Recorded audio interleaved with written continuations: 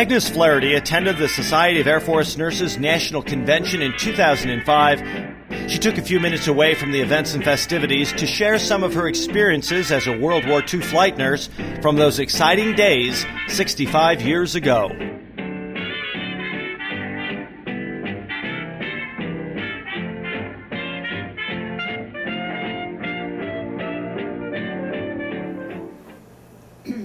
Well, actually, I ended on active duty April 6, 1942, and I went to Grenier Field in Manchester, New Hampshire, and of course I was a second lieutenant at that time, I think.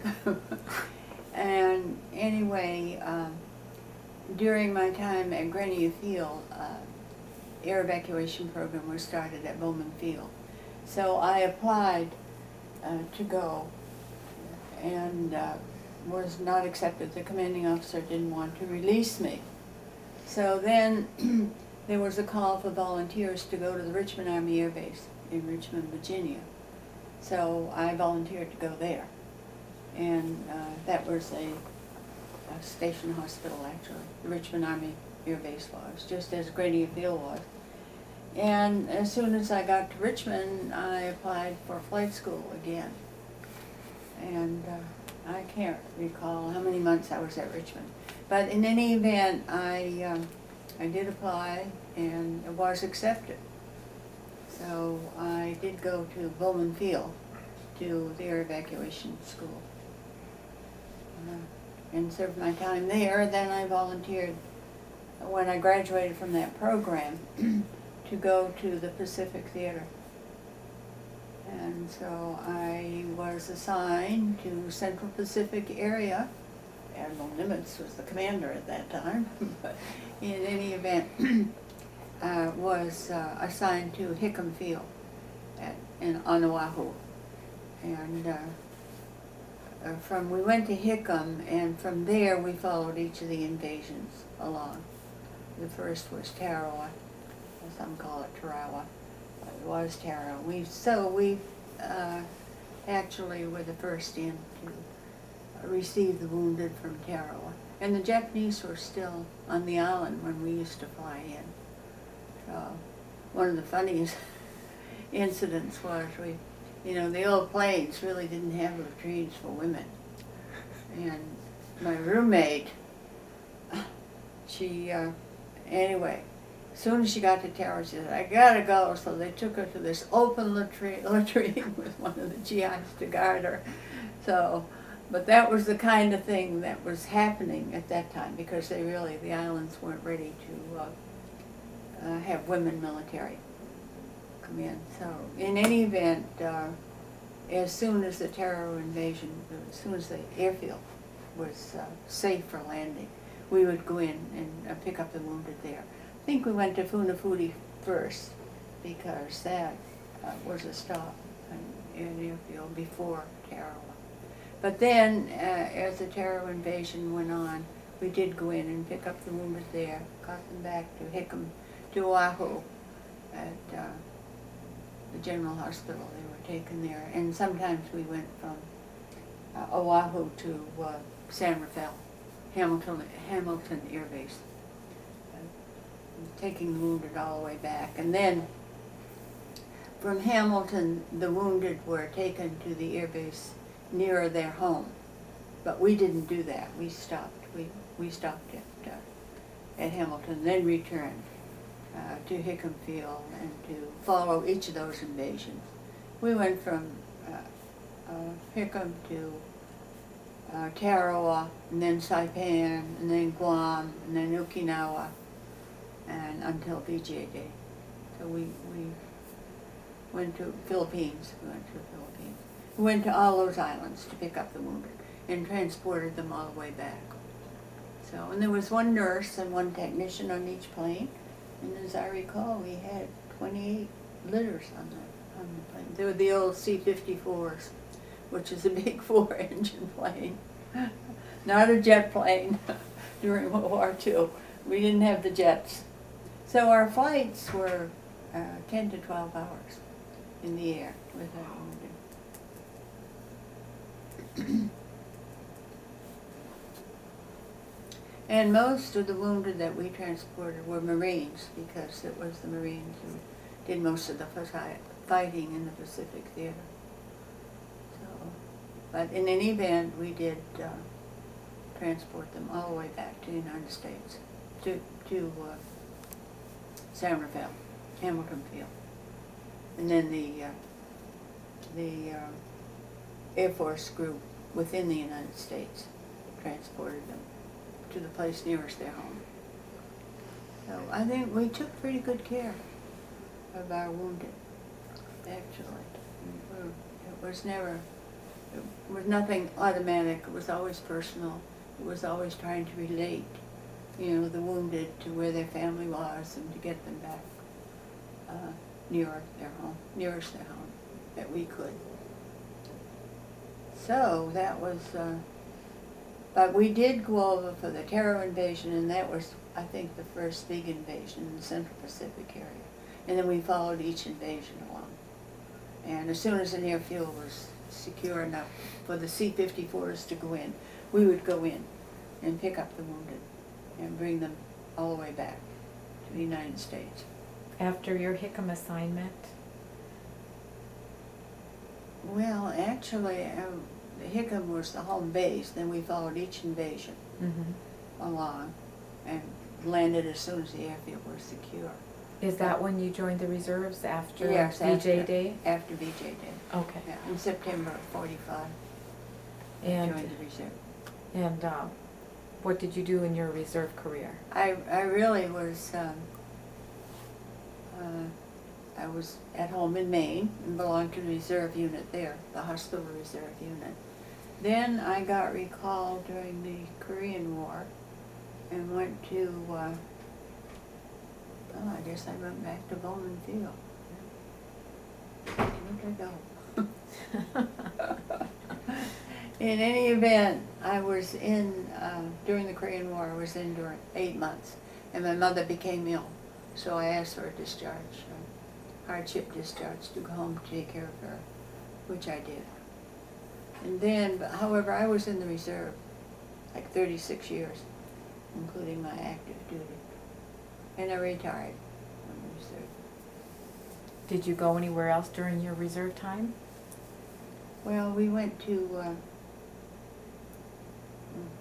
to think, where did we go?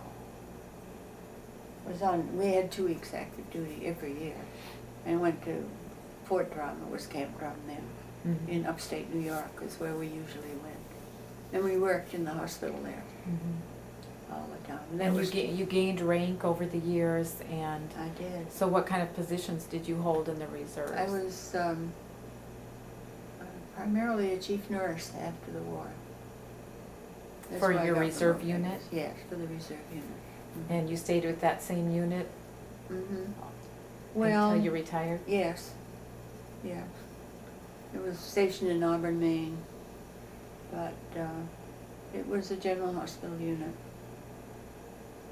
And we used to go to Fort Devens in Massachusetts for some of our 2-week training, and sometimes we went to Drum in upstate New York for that. But we had to have 2 weeks active duty anyway, all those years. I bet there was a big party when you retired, huh?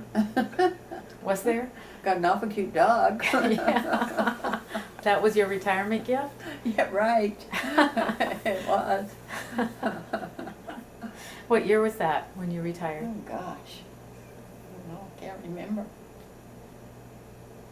Is it 1980? Could it be that About long ago? 1980? Yeah, I think so. 25 years ago? Yeah, I think so. Wow. Yeah. Well, let me ask you a little bit about your training. Your commander didn't want you to leave New Hampshire, where you were. Why was that?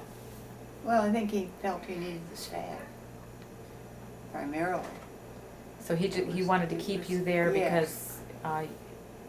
because he needed a nurse. Right. It was your hospital commander or The hospital somebody commander. higher? No, the hospital commander. Okay, and what kind of nursing did you do there in New Hampshire? Well, At the it was hospital? a station hospital. Yeah, Okay. it was the hospital.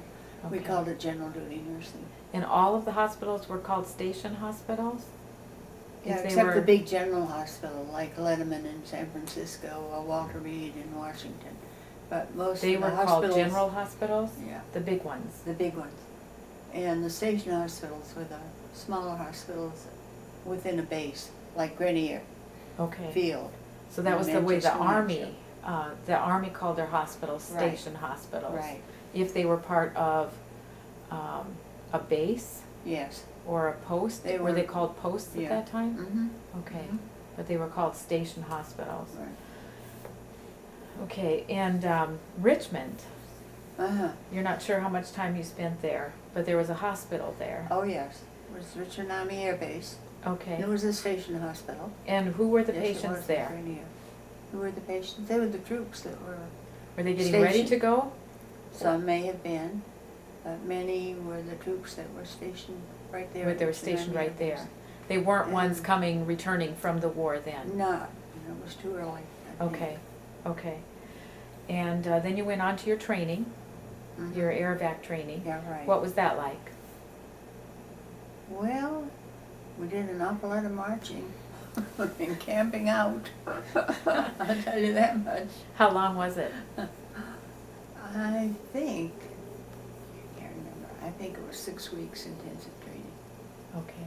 Did you have anything that was called basic training in addition to this air vac training? Did you have basic training when you first? No, Joined? just as we were trained on the job. Okay, Grenier was my first station. so it was all on the job, you reported directly there? Yes, right, Okay, as a Mhm. nurse, right. okay. Now, I Um, think most of the basic, what they call basic training now, and really learning about the Army and all that type of thing, really happened at Bowman when I was there, Bowman Okay. Field. Okay. And then you went on to Hickam Field. Mm-hmm. Were any of these other nurses that are here at this convention, did you serve with them? No. You don't remember No. seeing them? No, I think most of them were in Europe, Okay. There's been Uh, 2 others today from the that Pacific. did air vac at Hickam Well, Field. they were back in Europe though. No, Hickam Field, At Hickam Field? yes. Oh, who Yeah. are they? Um, They're probably younger than I am. what years were you at Hickam Field? Oh, let's see. I know Fran Thorpe was one. She was at Hickam. Yeah. I don't think Fran was at Hickam when Wait. I was there. Well, I'll look them up for you. I'll look them up Yeah. for you later, but there's at least 2 nurses here that were I air know vac Fran nurses. quite well. In fact, I Yeah. room with her. But, What years were you where at was she Hickam? I must have been there 43 to 45. Okay. And what squadron? The 809th Medical Air Yeah. Evacuation Transport Squadron. 809. And Yeah, where right. where did you live? We lived on the post at Hickam. Mm-hmm. We had nice apartments. You were in an apartment, Yeah. Mm-hmm. and The officers' quarters, they called them BOQs, Bachelor's Yeah. Officers' Quarters. But we lived in those. were they like little townhouses? Were Yeah, they? they were like townhouses today. They were very nice quarters. Was it shaped like this? Or was it a U-shaped building with apartments on one side and in the back and coming down the other Yeah, I side? think so. Yeah. Yeah. Those are still there today. I imagine they are. Yeah. Okay, so you, the ladies that were in the 809th, did you all live kind of close together? Yeah, we did. And you tended to fly, you took different flights though, right? Right, we did. Okay. Yeah, it was according to the need at the time. See, we went over for the terror invasion, and we were there for Quetzalcoatl and Guam and Mhm. Saipan Mhm. and the Philippines. and So for 2 Okinawa. years you flew and you were based out of Hickam. Right. How much time did you spend at Hickam versus actually in the air? Or Oh, well, in other countries? yeah. I don't know, we may have been in 3 or 4 days, then we take half a flight. That we might go to Philippines, or we might go to Guam or Saipan. So you might have been Yeah. gone for about how long at a time? Oh, probably 2 to 3 weeks. because when we were on Saipan or Guam, we set up a holding area for the planes coming in with patients, and we'd take them off the planes and freshen their dressings, give them a bath, and do what was necessary medically before they got went on again. Okay, so you actually took care of these patients before you got them onto the plane? Yeah. In the holding areas? Mm-hmm. Mm-hmm. Okay. We might, or there might be another nurse that was assigned to go out. But Okay. anyway, the flight nurses did take care of them in the holding areas. Were your quarters at Hickam, were they close to the officers' club, or were they close to the hospital? The station Well, hospital? they weren't far from the hospital. I think we worked at the Hickam Hospital too when we weren't busy flying. So we did what they call general duty nursing there. You did? Oh, yeah. Okay. Yeah. The other nurses I talked to today that were at Hickam Field didn't They do didn't. that. No, Yeah. we did. So when you weren't flying and you weren't having days off, you would be Mhm. at the Hickam Station Hospital Right, doing general duty nursing. right. And Mhm. that was between 43 and 45. Right. What, Yeah. do you know some of the nurses that were there at that time? Gee, I don't. The Most Army of- nurses? No, most of mine have departed this world, I'm afraid, That, that were with me. in the anyway. AirVac, Yeah. in the AirVac unit? Yeah, How about that the, did. did you get to know the nurses that No, were not stationed very- full-time? Not very much. We were our quarters were separate of those, and we worked with them, but we didn't Mhm. get to know them that well. And, we'd be there maybe a couple days working and then be on the plane. But you worked on the same wards they did? Oh, yes. Yeah. Yeah. So what was the relationship like Oh, between it the was very AirVac nurses and the ones that were at Hickam Station Hospital? I think it was professional. They were happy. We were all registered nurses. And, there were a lot of the medical techs, medical specialists that they called them, that did a lot of the work within the hospital. So they were very happy to have some RNs in there working and caring for the patients. So, Did you know their chief nurse? I Did you can't- ever meet her? I'm sure we did, but I can't remember who she was. Okay. Well, the one I knew about's name was Annie Fox. No, I don't know if she was still there or not. I know I she don't was there in think so. 41. was she there in 41? I don't remember Yeah. that name at all. Okay, And I think I would remember. yeah. What was it like working at Hickam Station Hospital? What kinds of patients did you take care of there? Well, we cared for any of the troops that were ill and needed to be hospitalized that were stationed at Hickam Field. And sometimes there would be patients brought in by planes from the islands. So maybe some of those patients were patients you had brought in? Mm-hmm, might be. And did you ever serve at Tripler Army? No, a lot of our patients went to Tripler Okay. that we brought in by plane. So some of them might have gone to Hickam, maybe the less sick ones? Well, or- no, I think most of them that we brought in from the islands, from the combat areas, went to Tripler. Okay. I don't think that it would be unusual for them to go to the station hospital. Okay. Tell me what it was like, just an average flight, one of these 10 to 12-hour flights. Mm-hmm. Tell me what it was like from beginning to end, the entire flight, kind of what you did throughout that time. Well, what did I tell you? We had 28 patients? Approximately. With the litters, and probably 26. And they were on litters, and we did, what needed to be done. We did use intravenous therapy at that time, although not to the degree they do today. We just had, like, salt and water and glucose and that type of thing, which was what was available. There was plasma available, which we used to give. But in any event, during our flights, we did regular nursing care. Most of the patients were on litters. Most of them were Marines. What was nursing care? What was routine nursing care? They may have had wounds that we'd be doing dressings. We may have to, if they had a high fever, we would give them cooling soaks. And we did have intravenous's going. Of course, we administered medicines that we had on board. What kind of medicine? Well, I know we did have some morphine for actually the patients that were having a lot of pain. And we used that, and the nurses always had that in their belt around there. The others, I think at that time, we used some of the first penicillin. Actually, I was stationed in Canton for a while, which is a Coral Atoll. I don't know if you know about Canton. Nothing on Canton, but we did have a small station hospital there. And I remember we had one very ill patient that we didn't think we were going to save, and we specialed him around the clock. The nurses did. And they did fly in penicillin for him, and he did recover, which was great. And that was some of the earliest penicillin used at that time. Do you remember what year that would have been? It would have been 43, maybe early 44.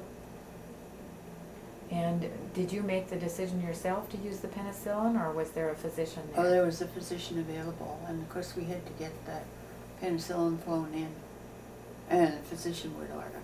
Okay, but in the air, you had orders. This was a small small hospital. Yeah.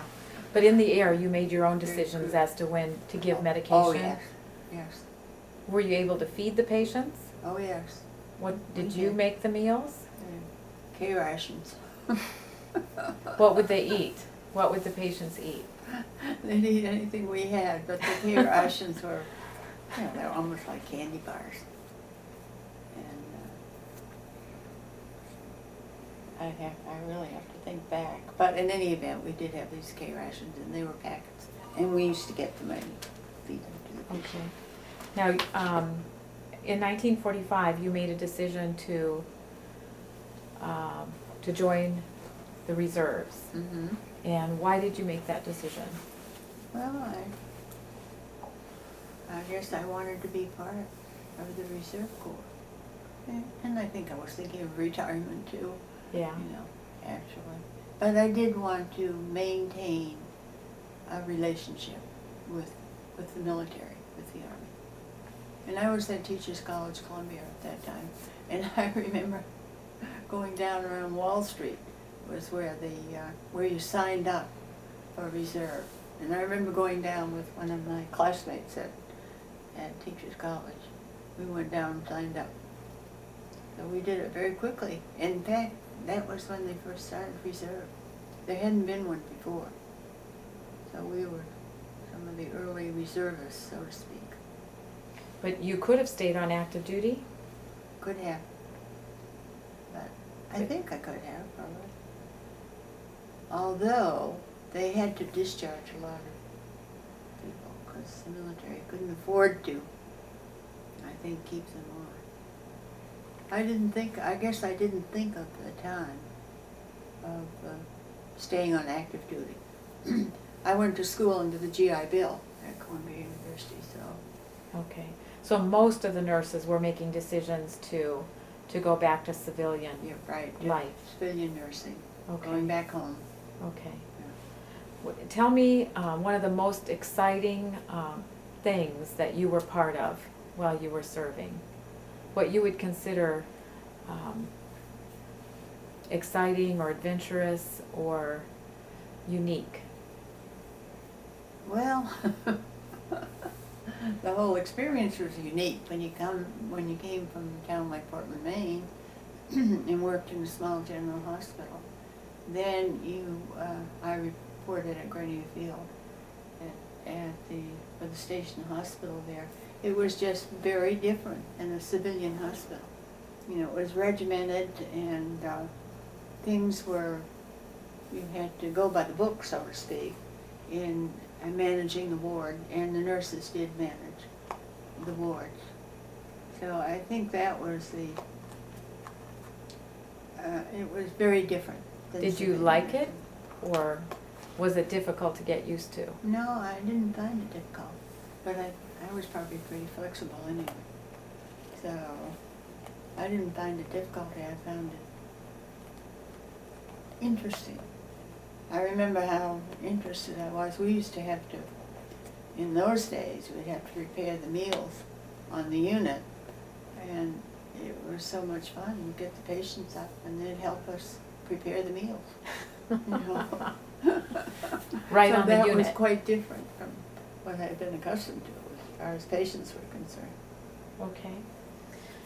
And as a last question, and you can pause and think for a moment, but if you were to give advice to nurses serving today or nurses thinking about joining, what would you tell them or advise them?